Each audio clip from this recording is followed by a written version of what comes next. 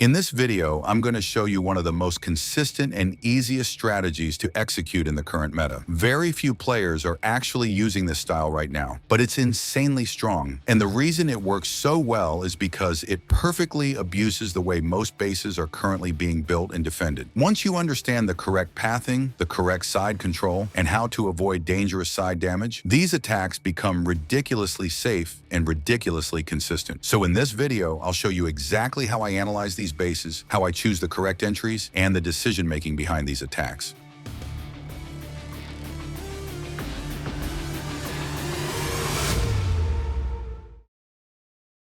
This is the strategy I've been using in CWL, and I didn't fail a single attack in 35 hits across 5 accounts in Champion 1. And this strategy is also extremely strong in Legend 3. I used it to triple all 24 of my attacks and push to Legend 2. So this doesn't work only in CWL, and the reason this strategy is so consistent is because it perfectly abuses the current meta. The core of the strategy is the Royal Champion with Rocket Spear and Seeking Shield.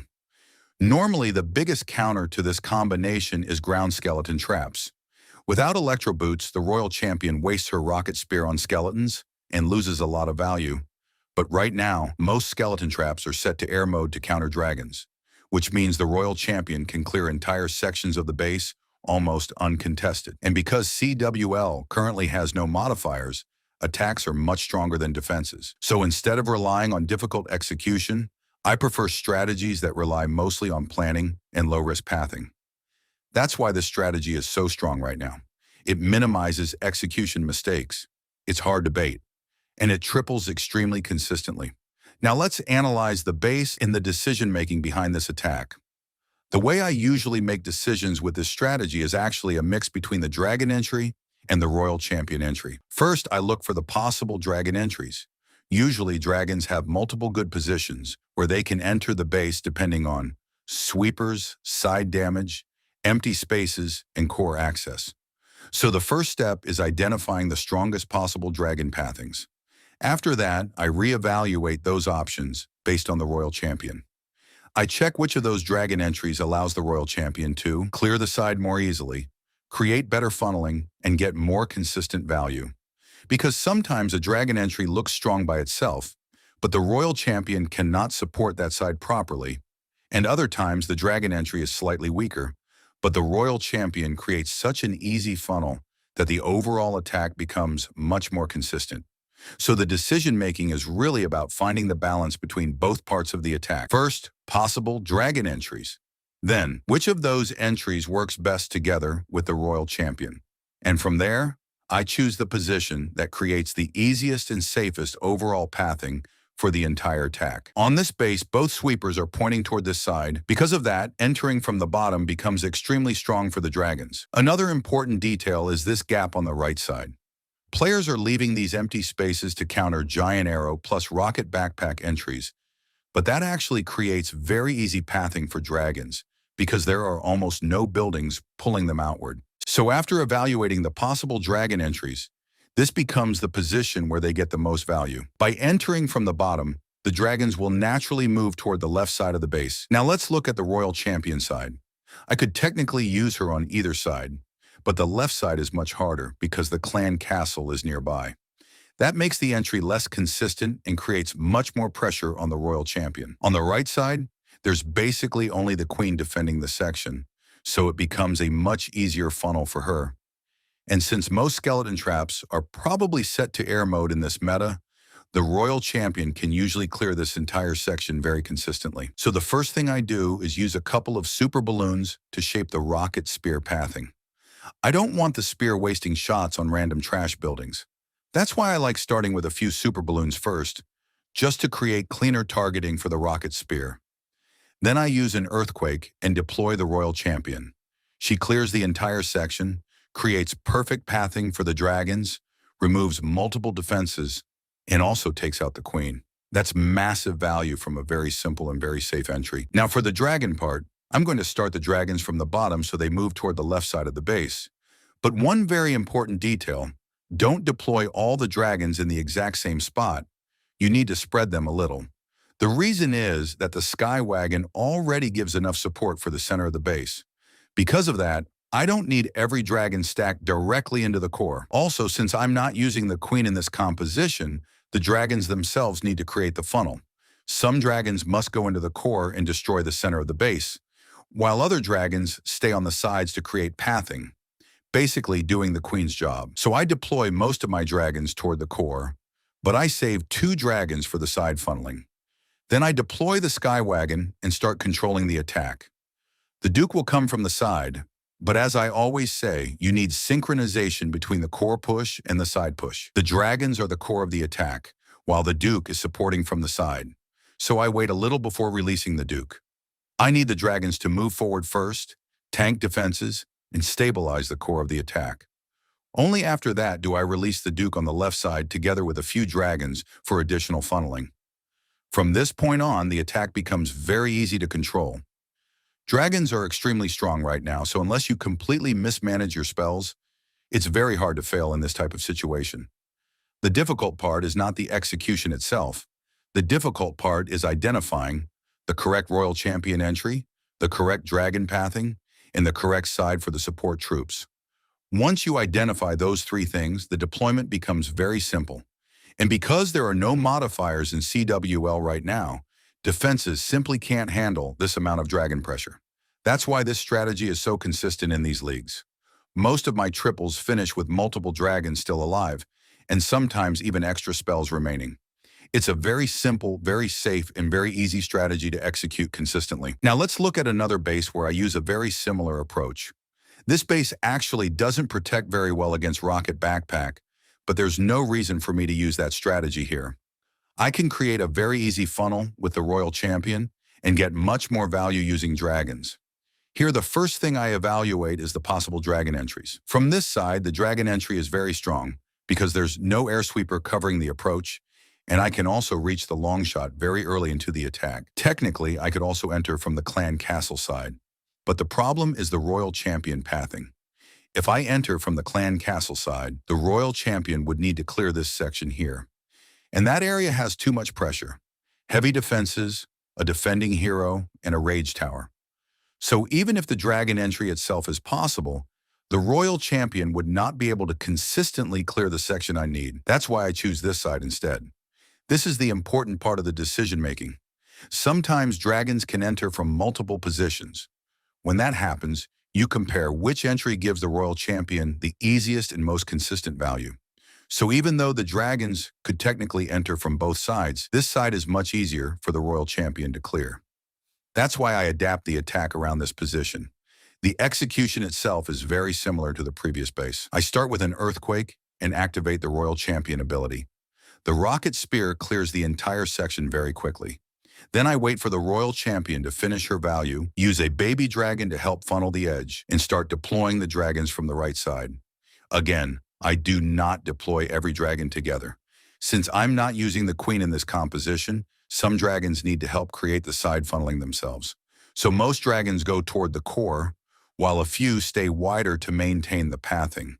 Then I deploy the Minion Prince, Dragon Riders, additional dragons, and a few super balloons to remove the air defense and stabilize the push. Now here's another very important concept, side damage. Notice that on the side where my dragons are moving, the nearby defense is a lava launcher. Lava launcher does not create side damage against dragons because it only targets ground troops. That's why this entry is so strong. If I attacked from the opposite side, the monolith would start hitting the dragons from the side while they move through the core. And side damage is extremely dangerous for dragons because it slowly collapses the entire push over time. So even though the base looks relatively symmetrical, it actually isn't symmetrical for dragon pathing.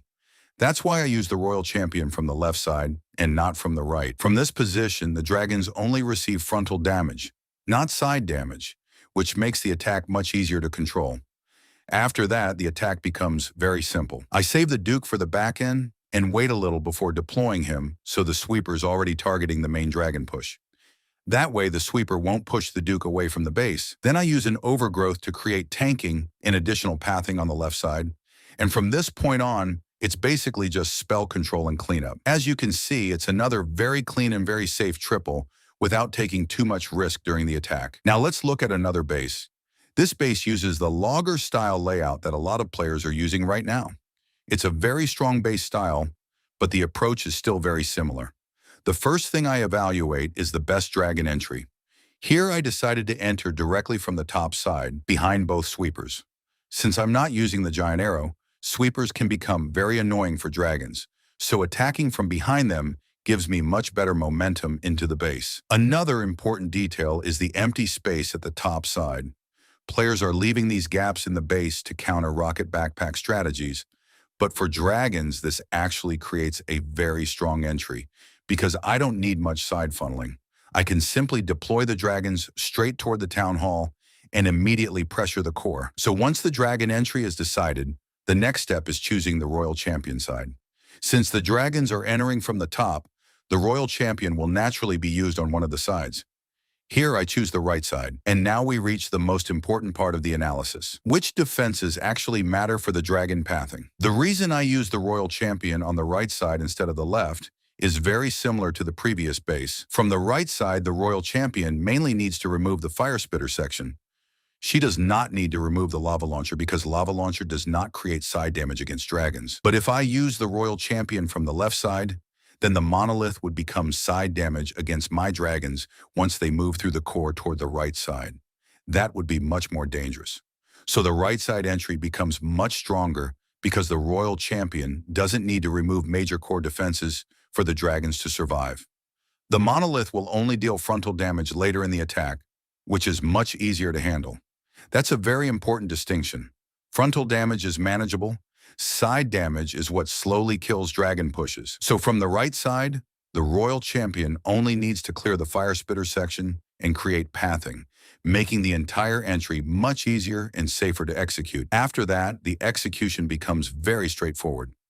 I start with the royal champion on the side, clear the fire spitter section, remove the air defense, and finish the rage tower. As I said before, the royal champion doesn't need to clear the entire section. The remaining defenses are mostly ground targeting defenses, so they won't create dangerous side damage against the dragons. Then I prepare the dragon entry from the top side. This base had ice golems, so before starting the main push, I use a few dragons to remove them first. Otherwise, when I deploy the totem, the ice golems would walk into it and make the entry much harder to stabilize. After neutralizing the ice golems, I start the main army deployment. And here there's another very important concept. In this attack, I deploy all my dragons together. Why? Because this base doesn't really have side buildings. Most of the structures are concentrated inside the core, while the side buildings are mostly at the back end of the base. So in this situation, I don't need dragons creating side funneling. Instead, it's much more important to maximize core damage immediately. That's why every dragon goes directly into the center. Notice how the core has multiple storages and high HP buildings.